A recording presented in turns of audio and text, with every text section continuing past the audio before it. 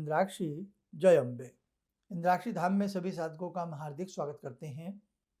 आइए इस अंक में हम बात करते हैं, यदि किसी भी जातक की जन्मांक में, जन्म कुंडली में सूर्य दूसरे घर में बैठे हों तो वो व्यक्ति आनंदित रहता है, लेकिन कब, उसकी कुछ पहचान है। आनंदित के साथ साथ धन, वैभव, खेत खलियान, पशुओं का सुख उस साधक को प्राप्त होता है। हो सकता है ये योग आपके बच्चों की कुंडली में हो, आपकी कुंडली में हो। आप इसे स्वयं पहचान सकते हैं और देख सकते हैं। इस अंक में हम बहुत सरलता के साथ आपको समझा रहे हैं। आइए पहले आज का पंचांग देखें। 23 फरवरी सन 2026, दिन सोमवार, संवत 2082, फाल्गुन मास, शुक्ल पक्ष, तिथि आज षष्ठी है, नक्षत्र भरणी, राहु काल 7:30 से 9, दिशा सूल पूर्व दिशा। अब देखो, कुंडली में 12 भाव होते हैं, 12 पार्ट होते हैं, खाने होते हैं। सबसे ऊपर जो मध्य का पार्ट होता है वो प्रथम भाव कहलाता है। उसके साइड में होता है वो द्वितीय भाव कहलाता है। तो द्वितीय भाव में ही सूर्य का बैठना अत्यधिक शुभ होता है। आप एक नजर देखें, ये कुंडली का द्वितीय भाव है। इस द्वितीय भाव में यदि सूर्य विराजमान हो और बिल्कुल स्पष्ट डिग्री का, सही शुभ डिग्री का हो, तो उसे क्या क्या फल की प्राप्ति होती है। आपने ये देखा कि सूर्य कहाँ बैठा हो, कुंडली के द्वितीय भाव में, अच्छी डिग्री का हो, अच्छे बलाबल का हो, नीच राशि का ना हो, किसी विसंगत ग्रह के साथ ना बैठा हो, युति अच्छी बने, अगर बन भी रही हो, जैसे शुभ ग्रह चंद्र इसके साथ, बृहस्पति के साथ बैठे तो अति उत्तम फल देगा।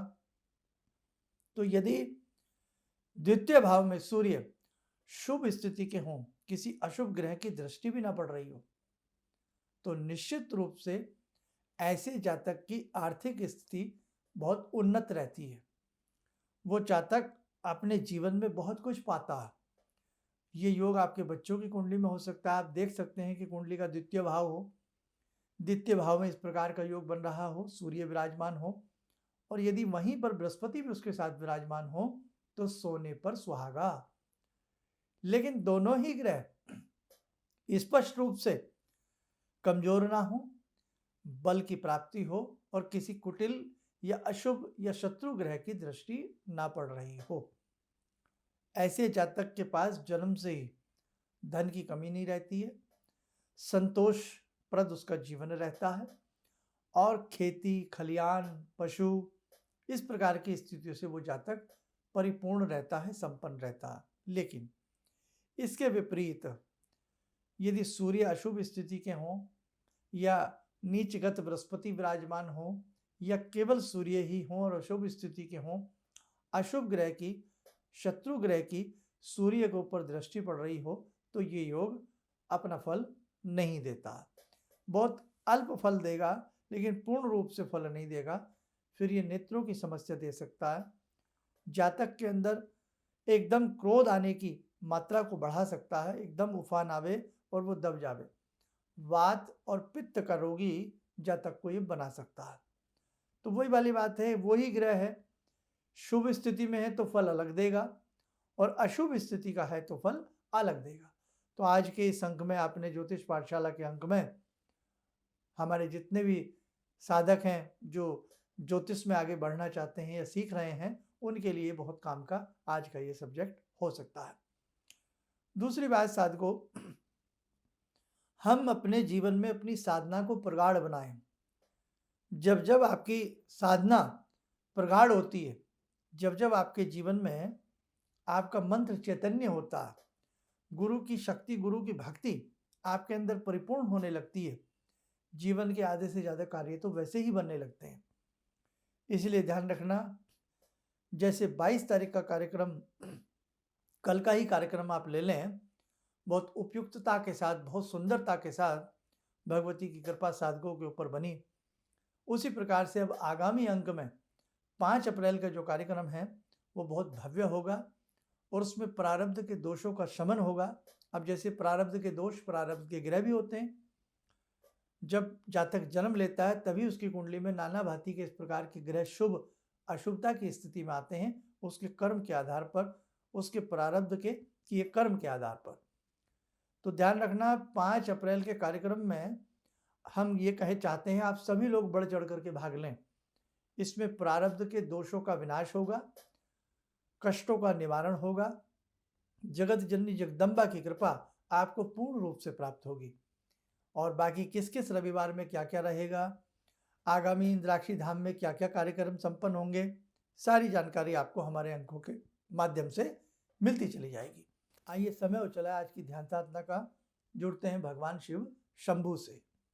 ओम आत्मा त्वं गिरिजामति सहचरा प्राणा शरीरं गृहं पूजा ते विषयोपभोग रचना निद्रा समाधिस्थिते संचारा पदयो प्रदक्षिण विदेः श्रोत्राणि सर्वागिरो यद्यात् कर्म करोमि तद्दखिलं शम्भोस्तवाराधनम् चन्द्रोद्भासितशेखरे स्मर हरे गंगाधरे शंकरे सर्पे भूषितकण्ठकर्णविवरे नेत्रोत्तवे स्वानरे दन्ते त्वकृतसुन्दरां वरदरे त्रैलोक्यसारे हरे मोक्षार्तिं कुरु चित्तवृत्त्यमचलं मन्येस्तु किं कर्म वे वन्दे देव उमापतिं सुरगुरुं वन्दे जगत्कारणं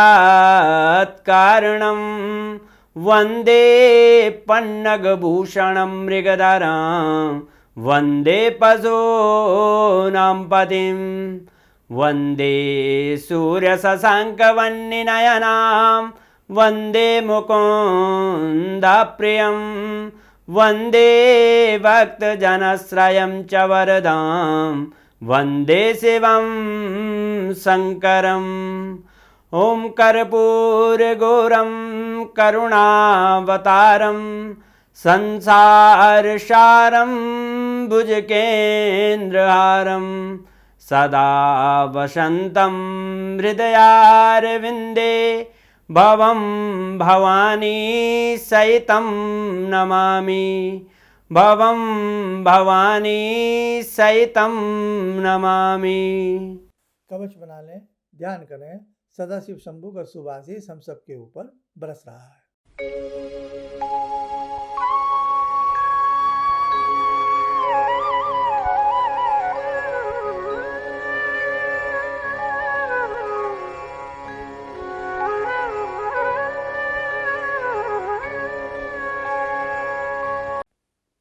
ओम बोलते हुए नेत्र खोलें, सामान्य हो जाए।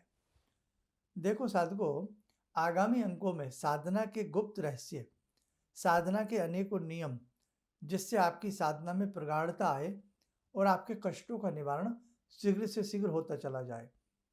इंद्राक्षी धाम में आगामी क्या क्या योजनाएं हैं वो आपको हमारे इन अंकों के माध्यम से समय समय पर पता लगती रहेंगी। चलिए, आप सब लोग स्वस्थ रहें, सुखी रहें। इन्हीं शुभकामनाओं के साथ हम अपनी वाणी को विराम देते हैं। जय जय अम्बे। किसी भी समस्या के समाधान के लिए मिले प्रसिद्ध हस्तरेखा एवं वास्तु विशेषज्ञ प्रोफेसर धर्मेंद्र शर्मा जी से। नोट: शिविर में भाग लेने हेतु एवं व्यक्तिगत रूप से मिलने के लिए कॉल करने का समय सुबह 10 बजे से शाम 6 बजे तक। हमारे विभिन्न ज्ञानवर्धक कार्यक्रम देखने के लिए आप हमें अभी सब्सक्राइब करें, बेल आइकन को प्रेस करें ताकि आप देख सकें हमारा कार्यक्रम सबसे पहले। और अधिक जानकारी के लिए फेसबुक पेज को लाइक करना न भूलें।